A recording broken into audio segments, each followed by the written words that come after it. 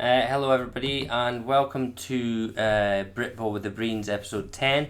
After a week off, which obviously has seen the BAFCA convention down south. We've not heard anything back from that yet, so if we do hear anything of the goings on, etc., we'll let you know. So again, we'll go through the results from a couple of weeks back now. And then we'll go through the fixtures for this upcoming weekend, a few playoff potential scenarios, division clinching scenarios, and also we'll not bother doing Premiership power rankings because we all know who's winning that. So we'll go back to our Division 2 power rankings, as there may have been some shifting about over the last couple of weeks. So another decent week in the Britball leagues. Some good games, some thrashings, but overall it looks like a decent week was had. So start with the Prem North.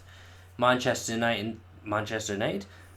Titans 49, Sheffield Giants 30. Manchester have been a bit hit or miss this season, but 49 points against that defence seems like a pretty good outing. Yeah, and from what we heard about the game afterwards, a lot of people said in particular sort of that first half was just a slugfest, just, both teams going at it, and, it sounded like it was a really great game, the kind of game you want to be a part of. Obviously Manchester finished stronger and they get themselves a good win. Yeah, and Sheffield have made a statement for themselves late in the season, so hopefully they'll hope that they can carry us through and save themselves from relegation this year. The other game in that division, Merseyside Nighthawks 50, the Leicester Falcons, who could have won the championship if they'd won this week, 0. Bit embarrassing that. Yeah, I mean, we know how good Merseyside are. We've kind of seen them, but they've been like the Titans this year. One minute they'll look like that sort of playoff team that might give, we'll say, the Blitz trouble, not necessarily the Warriors, and then they kind of regress a little bit, but that's a really strong statement win, against a struggling Leicester team at home, but 50-0 is a thumping, and that's a good strong win for Merseyside. Yeah, especially against a team that again could have won that division, apparently. Depends who you listen to. Yeah, which is a load of rubbish. Anyway, the Prem South, Kent Exiles 0, London Warriors 80. Now, I wonder how much of this, what we said might happen, did come true. I don't know if Kent Exiles even put their starters out. They've got bigger games coming up to keep themselves in that division. Or did London just run riot? We're not quite sure, but the result isn't unexpected. No, and it's not a surprising result. London Warriors kind of look like too good for Britball at the moment. You wouldn't be surprised to find out that Kent had rested players in that game. I don't know if anyone wants to let us know if they did or not, but it's the London Warriors, and then everyone else is another massive win, and they look unstoppable. Yeah. So the London Olympians 10, the Bristol Aztecs 11. Away from home, Bristol managed to beat the Olympians in this game. Yeah, and I can't figure the Aztecs out. I mean, we've obviously seen they're quite strong defensively, and that they've showed that again. I don't know what to make of them. Sort of one week it's a nice strong win, the next week, they really let themselves down a bit. But that's a good win. It really sort of keeps them out of trouble now. Not completely, but it's a big win for the Aztecs. Yeah, one we've seemed to have missed out on this page is Tamworth. Well, just add in, Tamworth absolutely destroyed Edinburgh 40-0, so they've kept their number one seed in that division alive. Yeah. But Bristol have always have up and downs, but an away road win against Olympians is a good result. In the NFC 1 North, ourselves, we had a game against Glasgow home. We won 28-3. game was relatively comfortable. Their numbers weren't anywhere near the size they were when they were at home. No, and I definitely spotted a few guys that weren't there that played down in Glasgow. A different attitude in the Glasgow team this game as well. A lot of chippiness, a lot of mouthing off, I found. In fact, one player wasn't actually that bothered about the scoreboard. He said it didn't matter if they lost as long as I was on the ground, which is kind of a weird statement in itself. But, it's a good, strong win for us at our brand new home. So, we're pleased with that one. Not bad when you win when you're playing 3 quarters with a broken wrist, eh? You still beat them. Northumberland Vikings 22, Yorkshire Rams 0. Northumberland are looking strong again. Don't know if that's because they've recruited players from other teams, but they've been strong all season. Giving up 0 to Yorkshire, who have been on a bit of a roll recently, is a great result, even though at home. Yeah, and I think from what we've seen from Yorkshire anyway, is that they have got stronger as the years went on. I'd say particularly defensively. Their offense, they're still kind of stuck in that system, and if they can't beat you through the run game, they can't beat you at all. And we know from experience that Vikings defense is very aggressive and very strong against the run. Their safety loves to come down and make the hits in the box as well. So it looks like they've just kind of shut that run game down and kept them out the whole time. Yeah, and they'll be looking forward to this game this weekend. So we'll see how that pans out. Gateshead Senators 14, East Kilbride Pirates 53. Gateshead managed to put up some scores, but I believe East Kilbride didn't even travel with their with a few of their starting players, be that rumour or not. 53-14 away from home is another solid win for East Kilbride. Yeah, I mean, it's an expected win. I'm actually surprised that the Senators put 14 up, but as you say, but what we're led to believe, a lot of East Kilbride starters stayed at home or didn't feature that much in the game. It's 53-14. It's a big win regardless, and it just keeps them ticking over going into the big game this weekend. Yeah, I mean, one thing I've noticed about East Kilbride is that over the season they've started to put up bigger scores as the season goes on, so they'll be hoping they can carry that into the playoffs. The NFC one, Midlands, I didn't remember it being called that. Lancashire Wolverines 41, Chester Romans 36. That sounds like it was a brilliant game. Lancashire winning it by 5. Yeah, and it was a big, strong comeback from Chester. The Wolverines looked comfortable.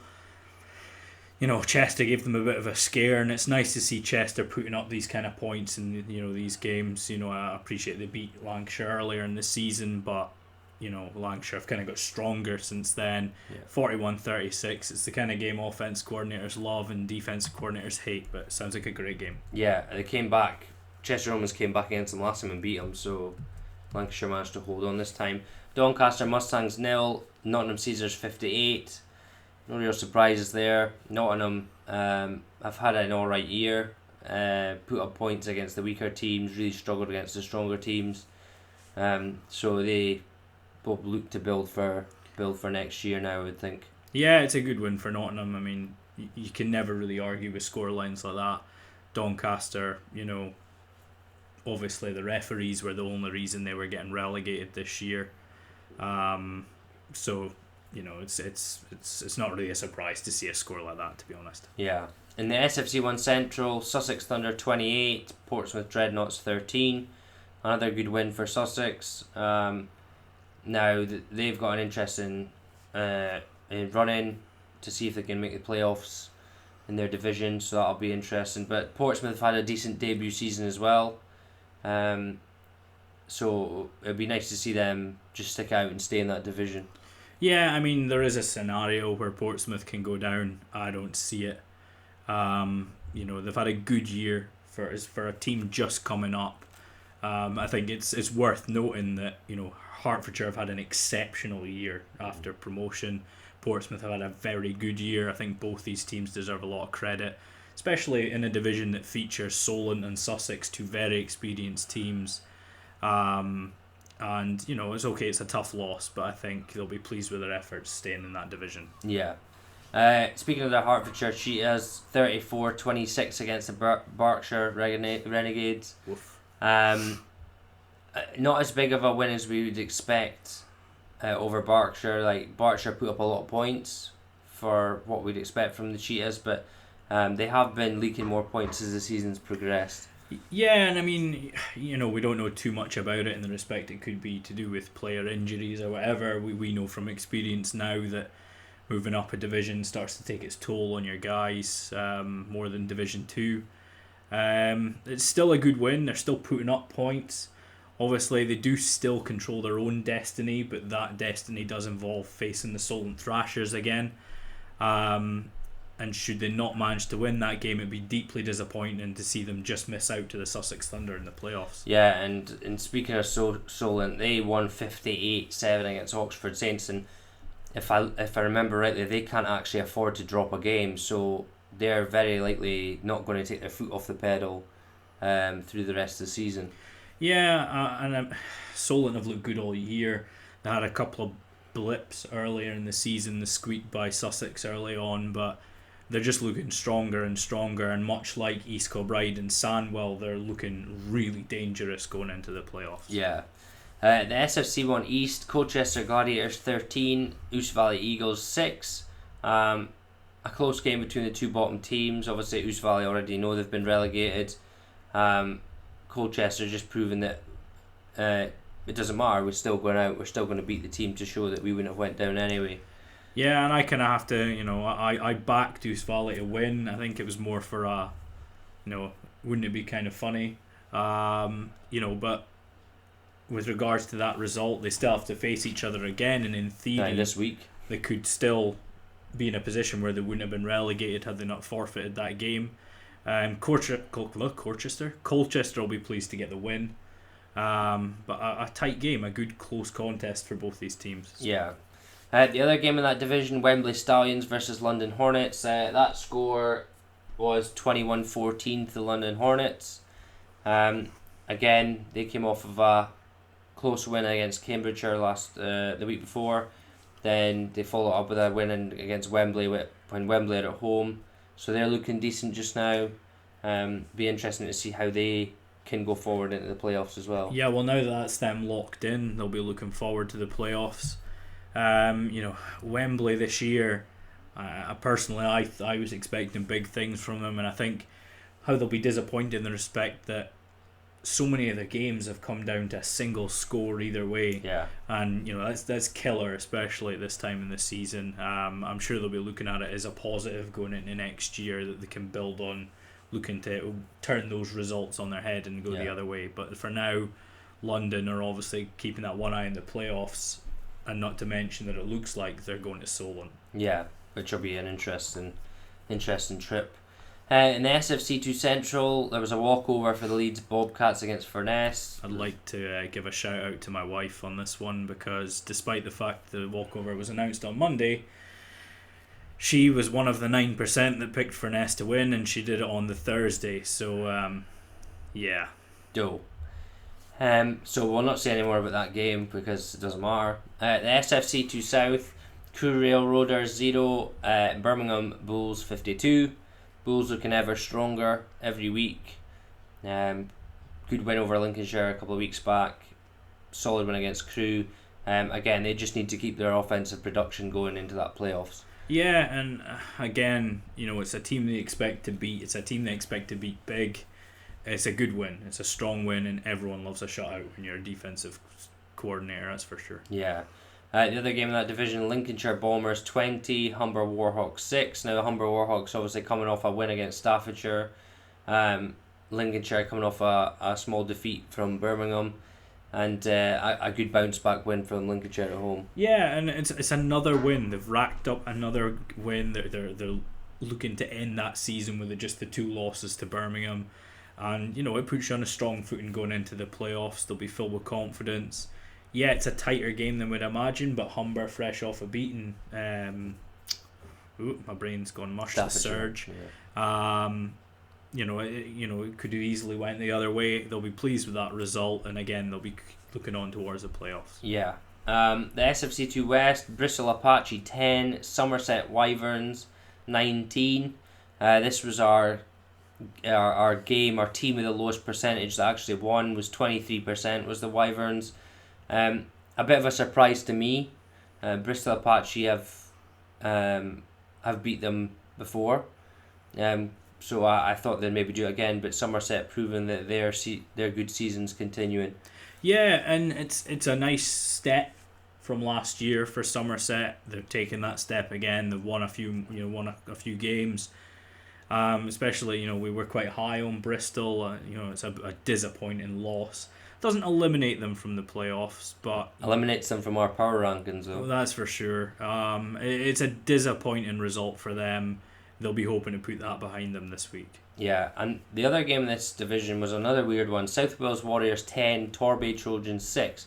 South Wales pummeled Torbay a few weeks ago, away from home, and then at home only managed to put 10 points up on them.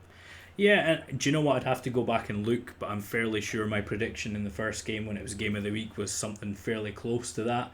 That's what I would have expected the first game.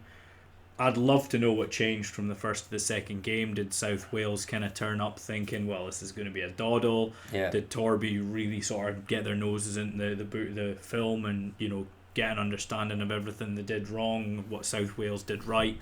Either way, it's another win for South Wales.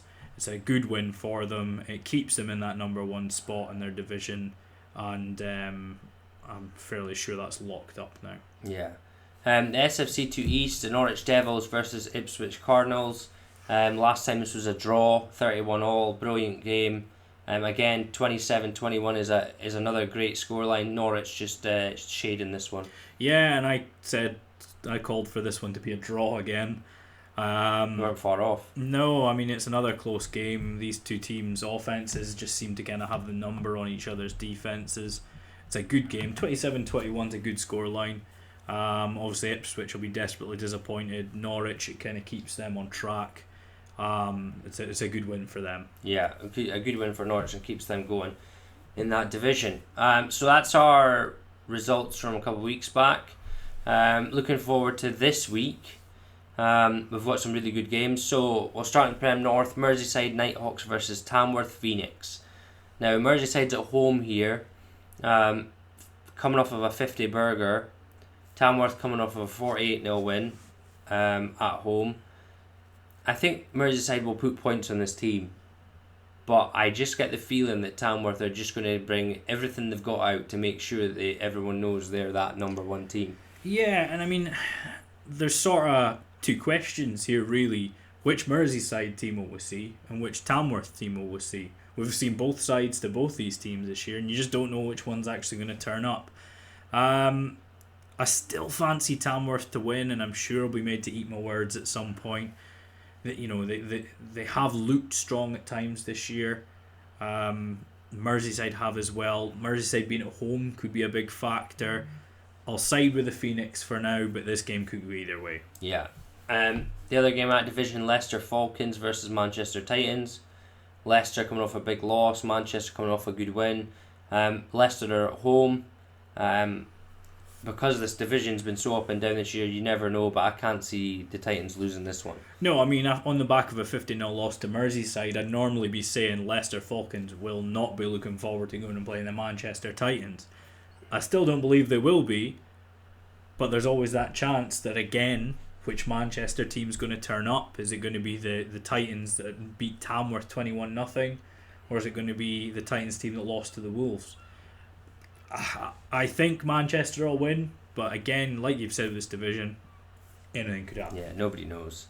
In the Prem South, the Bristol Aztecs versus Farnham Knights. Huge games for both these teams. Bristol need one more win to secure their place in the division. Farnham could really just do with a win.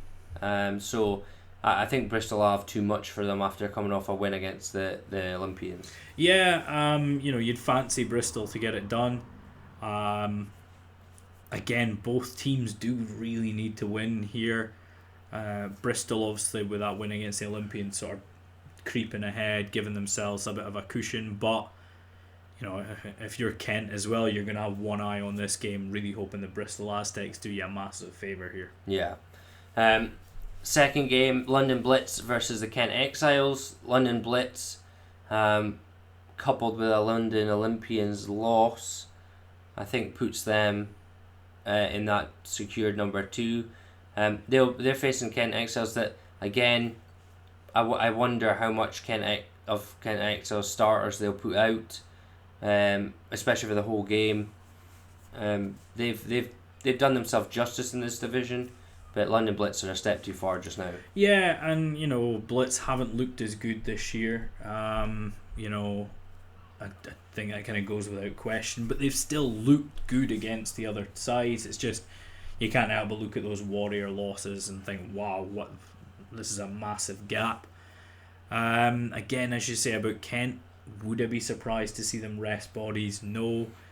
I guess the only flip side to that is that you risk 2 demoralising defeats in a row, and does that then affect your guys going into a game where you have to win? Possibly. Blitz will have too much, so they'll get the win. Yeah, and in the last game, the Warriors versus the Olympians will be the same case, I would think. London Warriors will have too much. Let's say if the Olympians lose, then London are secured that second spot. So, some interesting little things going on in that division. In the NFC 1 North, the game of the week this week on Gridiron Hub, East Kilbride Pirates versus Northumberland Vikings. Now, it's at East Kilbride. We know the Vikings have been pretty strong over the last few weeks. East Kilbride have been scoring freely over the last 3 or 4 games, so this could be a very good game, but I think that East Kilbride will end up running away with this one. Yeah, I don't know about running away. I think East Kilbride will win. I think you look back at the film, the live stream anyway, of this previous game, and East Kilbride's starting quarterback wasn't there. Their backup quarterback got injured in the first quarter. Northumberland suffered their fair share as well. But there was at least 2 or 3 opportunities for East Kilbride where they really should have scored in that game, and they didn't, and it meant that Northumberland were able to hang around. Yeah. I think given it's in East Kilbride, the way East Kilbride have been playing, I think it's probably at least a 2-score win. I actually think this is going to come down to a battle between East Kilbride's middle linebacker number 59 and Northumberland's Clay Matthews and Northumberland's number 7 running back. I think if East Kilbride's middle linebacker can contain him and stop him gaining yards after first contact, then I'm not sure how much more Northumberland have to throw at East Kilbride. But it should be a good game.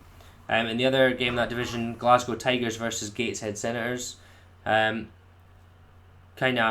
Glasgow coming off of a loss to ourselves. Gateshead coming off a hammering from East Kilbride. But something tells me that Gateshead are really going to want to win this game. Although I don't think it's going to happen. No, I mean, Glasgow are at home. I think you'll find a lot of the guys that perhaps didn't want to make the journey to Aberdeen, are there for the game in Glasgow. I think you also find guys tend to turn up in a game they know they can win. Yeah. That Glasgow run game, you really need sort of a big, heavy defensive front presence to stop it, and I don't think Gateshead have that, so I think Glasgow walk away with it. Yeah, I mean, they've got one big guy, but he can't play every position, so that'll be an interesting one. The NFC South, NFC 1 South, Samwell Steelers versus Shropshire Revolution. If in doubt, pick Samwell. Shropshire have had a decent season again. They can still make the playoffs with some things going their way, but it's not going to be this week. No, I mean, they are sort of looking up to Lancashire and still looking at trying to sneak that second spot. Not sure how much you'd want to, knowing that you're going up to play the Pirates. Well, not necessarily, but possibly the Pirates. But yeah, they were not against Sandwell. Sandwell looked too strong this year. They're too far ahead of anyone in that division, and it'll be a comfortable win. Yeah. The other game in that division, Chester Romans versus Doncaster Mustangs. Chester at home. Doncaster not won a game this season. Again, I think Chester have started putting up points on a lot of the teams, so I can see this one being a 4 or 5 score win for Chester. Yeah, you say 4 or 5, I say 6 or 7. I think this will be a blowout. Yeah. The SFC 1 Central, Berkshire Renegades versus Solent Thrashers. Now, have Berkshire been getting better? It would seem so. They're scoring more points. They look like they're in a better place, kind of where they were at the start of last season. but they're coming up against Solent, and I can't see Solent slowing down here. No, nothing I've seen from Solent suggests they will. They've been looking strong defensively as well as offensively. I think they win comfortably here. Yeah. The other game in that division, Oxford Saints versus Sussex Thunder. Oxford again, they're kind of in a bit of trouble now. So they're coming up against a Sussex Thunder side that's really pushing for that playoff spot. Yeah, Oxford need to win a game. They desperately need to win a game. It won't be this one. No. Sussex, they got their tails up again. They kind of look like they dropped off, suffering that defeat to Hertfordshire and then the second defeat to Solent. But now that sort of they have the potential to sneak into that playoffs, they look sort of rejuvenated, and I think they'll win comfortably. Yeah. So the SFC 1 East, Ouse Valley Eagles versus Colchester Gladiators. The repeat fixture from a couple of weeks ago. Ouse Valley at home this time, 1-score game. Did we see Ouse Valley doing it this time? I mean, I think they could, but I said that last time, and then I wasn't far wrong. It was it was a 1-score game. Ouse Valley at home this time. Yeah, I think they can. This game could go either way. Yeah. In the SFC 1 East, the second game, Bury Saints versus London Hornets. Really wanted to side with Bury this week. Coming off of a few weeks of rest. The London Hornets have had some tough games. They've come through them with 2 wins. Can't afford to switch off. But I think I'm going to stick with the Hornets for this one. Yeah, I mean, there could be a thought from the Hornets of they've secured playoffs to the rest players, but they do have the opportunity to win this game and put pressure on Cambridgeshire. I don't see Cambridgeshire dropping their last game. I think they'll secure that division anyway. Are they playing Bury? No. No. Now you've got me thinking. I'm not 100% sure. We'll have to see who that is. I'm pretty sure they played Bury twice. Okay. They'll want to keep that pressure on Cambridgeshire, so I think they go out for this game. It'll be tight, but I think they'll win. Yeah. There's no games in SFC 2 North. NFC 2 North, sorry. NFC 2 Central, Morecambe Bay Storm versus Nottingham Raiders. Now, Morecambe Bay put a decent amount of points up on Furness, but then Furness have now folded their game against Leeds, so I don't know how good they are. Nottingham had a good win to start the season and haven't really gone anywhere since. Yeah, I think the Morecambe Bay we've seen sort of last year and the year before that, they put up a lot of points and they concede even more, which is kind of what made the 39-0 defeat to Nottingham such a surprise, because they scored nothing, they still conceded lots. I mean, I wouldn't like to call who wins this game. You'd like to side with Nottingham given the previous 39-0 win. However, from Morecambe Bay's point of view, they've just had a strong result, and Nottingham are on the back of 2 absolute wallopings from Leeds and Halton. Does that play into it, even with a 2-week break? Who knows? It could go either way. I think I'll probably side with Morecambe on this one. Yeah, I'm saying we're not really purely because of the first win, but it could go either way in this one. The other game is actually a bit of a biggie, although I think Halton will walk away with this. Leeds Bobcats versus Halton Spartans. Leeds have been the only ones that have actually managed to put up any points really against Halton. Leeds are at home this time. It'd be interesting to see how much damage they can do to Halton. Not for the division, because I think Halton are going to win the division, I would think, quite comfortably. Yeah, we need a big points turnover anyway. But for Halton's playoff implications, if Leeds run them extremely close, then they might drop down our power rankings a bit. If Halton destroy them, then it could be interesting for them challenging the Bulls for that number 1 spot. Yeah, and I mean, we've been quite vocal about the fact that, when it comes to power rankings, we think Leeds kind of get overestimated. You're looking at the teams in that division, and the only real contest they had was Halton, and they were dispatched easily. This will obviously be a bigger test. It's the second time round. Halton have obviously got that one eye in the playoffs, but as you rightly pointed out, they need to keep that points conceded down to challenge the Bulls. But likewise, Leeds now having endured a forfeit. Now their points factor comes into it as well when they're looking at the other second place teams. So, it's important for them to keep the points down or get a result from this game. I don't think they will. I think Halton will go into that jungle fairly confident, and so long as they can see above the grass, I think they'll win comfortably. Yeah, I think it'll be interesting to see this one, just see how they cope with the best team outside of them in their division. The NFC 2 South, Humber Warhawks versus Crewe Railroaders. Humber are technically unable to get into the playoffs anymore. However, Crewe are technically still available. It's not going to happen, I don't think, but it could be a good match, this one. Humber have made some real good strides. Crewe have always been a middle of the pack team for this division, so it could be a good game. Yeah, and I think, Humber are going to take a lot of positives from their win against the Surge, their close game against Birmingham. They had a close game against the Bombers. And purely based on those performances, I think they'll have a strong game against Crewe, and I think they'll win. Yeah, I would think the same. I think Humber might have too much for them, but we could see some points in that game. The SFC2 West, Torbay Trojans versus Cornish Sharks. My phone's ringing. It never rings. Has that ever rung before? No, it's never actually rung before. The Torbay Trojans coming off a loss, but a very close loss to South Wales Warriors. The Cornish Sharks have had a few weeks off. Haven't played a huge amount of offense ball this year. Have done pretty well in defense, but I see Torbay winning this one by a couple of touchdowns. Yeah, and it becomes another big game for Torbay. They've obviously kind of Bristol throwing away sort of with that loss to the Wyverns. Torbay have really wrestled that control of the second spot back. I think they'll have too much. I think they'll win. Yeah. The Worcestershire Black Knights versus the Bristol Apache. Now Bristol need to keep winning now to even stand a chance of being in the playoffs.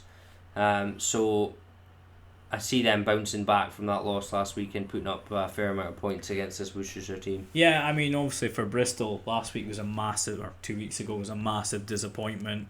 But if you were going to pick a team in your division to play to bounce back against, they'd pick the Sauce 10 times out of 10. Sauce. They'll go into this game with a lot of confidence, and I think they'll scalp them. Yeah. The SFC2 South. We finally see the Bournemouth Bobcats back. They've not played for a couple of weeks. They're playing the Hastings Conquerors. Yay! Okay, so I think both the games in this division are a bit grim. Just a bit grim. Bournemouth are playing the Hastings Conquerors, and London Blitz B are playing the Jurassic Coast Raptors. I mean, would you take the over-under on 150 points combined for both games? I'd probably take the over. You think you'd take the over? Take the over on 150 points. I guess it depends on what kind of teams Bournemouth and London send out. Yeah, I guess the thing with Bournemouth is that they've had such a big gap in their season.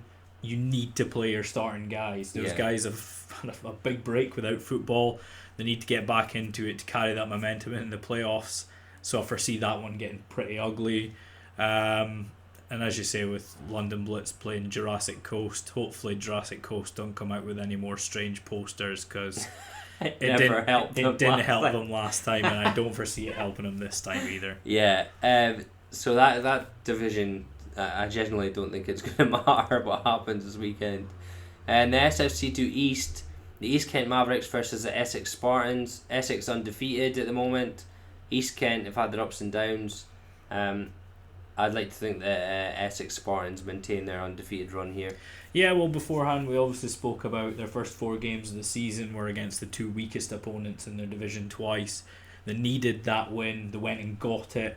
They've had a couple of, 2 sort of competitive wins on the bounce. They're obviously now they're looking strong. You'd fancy them to get the win and sort of take that step closer to securing that division. Yeah, and that'll be an interesting one.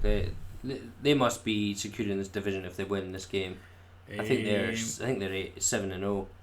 6-0. Is it 6-0? 6-0, yeah. So the only team that can catch them is Norwich. Yeah, so it's still up in the air though. Okay. So that's our results and fixtures gone over. We've redone our power rankings again. Essex will probably feel one of the teams. They'll probably feel a bit out hard done by this. But from what we see, it's going to be interesting. So there's really no point in doing the Premiership. So I've just wrote in nice big writing at the top here. I've just wrote the Warriors. Power rankings done. So the Division 2 North hasn't changed. The Bombers played a good close game against the Bulls, so they maintain that I think they are the fourth best team in Division 2 at the moment in the North. Spartans, we will find out a lot about this weekend. If they go and thump Leeds, they stay where they are. If they get run closer or lose to Leeds, they will slip down this board very quickly. Clyde Valley Blackhawks haven't played in a couple of weeks. Still waiting to see them again. Yeah, still waiting. So they've looked good all season. They're undefeated. In the south, we have Blitz B, still the number one team. South Wales Warriors, they were very close to going below Bournemouth, purely because Trojans ran them so close. But Bournemouth maintained that third place, and this week we've put the Trojans in instead of the Bristol Apache. Apache lost a game to the Wyverns, and the Trojans had a close one against South Wales. So kind of a little switch about there, but not much has changed over there. No, and as you say, Essex Spartans might feel a bit nose out of joint about that. Yeah. They're Prove us wrong. obviously undefeated. Prove us wrong. They are winning these games, so if they keep winning, inevitably that's where they're going to end up. Yeah, and they're going to end up facing potentially. They're potentially going to end up facing none of those teams in the next round. So that we won't find out until. At the moment, they would be in the top three. So. Yeah, so they're not going to face any of those teams. No. So we won't even find out how they match up to those teams until they played the first playoff round anyway. Yeah. But this has been the 10th episode of Britball with the Brains. Not got long of the season left. Hopefully we'll just keep it going, try and see out the season, and then we'll hopefully improve a lot of stuff on this for next year. But for now, see you later.